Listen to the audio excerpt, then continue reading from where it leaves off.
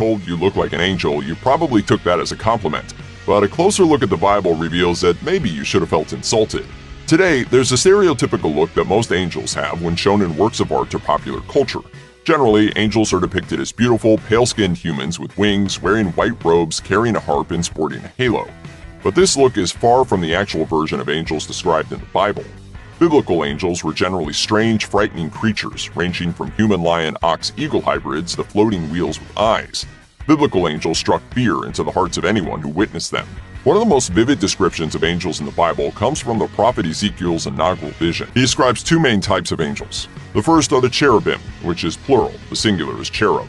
Today, cherubs are typically depicted as chubby little babies, but the Bible disagrees. According to Ezekiel's vision, every cherub had the face of a human being, and on the right side each had the face of a lion, and on the left the face of an ox. Each also had the face of an eagle. If the combined faces of 4 different species aren't frightening enough, cherubs also have 2 sets of wings, one for flight and the other to conceal their bodies. Additionally, per medium, cherubs have straight legs and shiny bull hooves. Weird, right? But the second type of angel described in Ezekiel 1 is even more bizarre. Meet the Ophanim.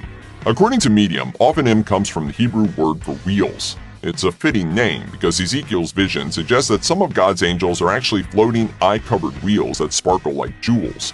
Each appeared to be made like a wheel intersecting a wheel. Their rims were high and awesome, and all 4 rims were full of eyes all around. Then there are the seraphim, which are described in the book of Isaiah as floating around God's throne singing his praises. I saw the Lord high and exalted, seated on a throne. Above him were seraphim, each with 6 wings. With 2 wings they covered their faces, with 2 they covered their feet, and with 2 they were flying. If you're keeping count, that means that the seraphim have 1 more set of wings than the cherubim, but lack the extra faces. There is one other type of angel that's more human-looking though, which are God's messenger angels. Per Blue Letter Bible, the angels that God chose to deliver his messages could take a variety of corporeal forms. Most commonly, they would appear nearly identical to a human male. This is true for the warrior archangel Michael, who first appears in the book of Daniel.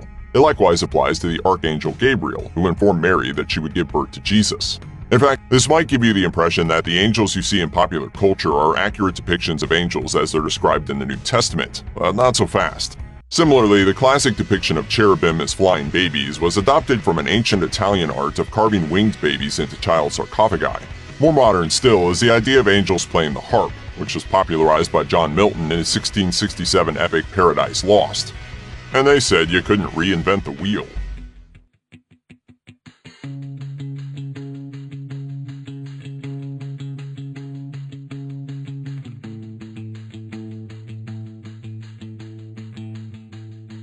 The book of the prophet Ezekiel. As for the likeness of the living creatures, their appearance was like burning coals of fire, and like the appearance of lamps. It went up and down among the living creatures, and the fire was bright. And out of the fire went forth lightning. And the living creatures ran and returned as the appearance of a flash of lightning. Now as I beheld the living creatures, behold, one wheel upon the earth by the living creatures with his 4 faces. The appearance of the wheels and their work was like unto the color of a beryl. And they 4 had one likeness, and their appearance and their work was as it were a wheel in the middle of a wheel. When they went upon their 4 sides, and they turned not when they went.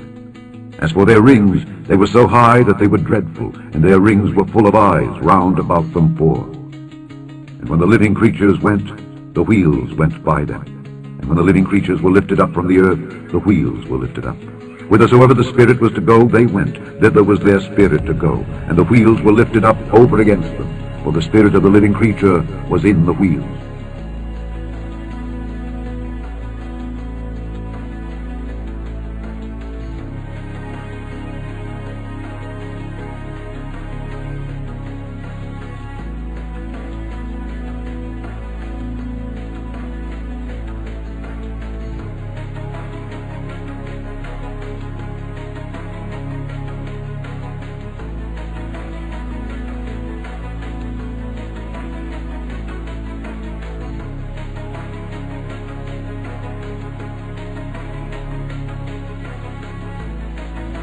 But the second type of angel described in Ezekiel 1 is even more bizarre. Meet the Ophanim.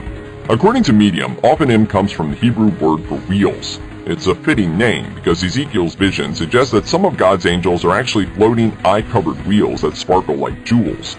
Each appeared to be made like a wheel intersecting a wheel.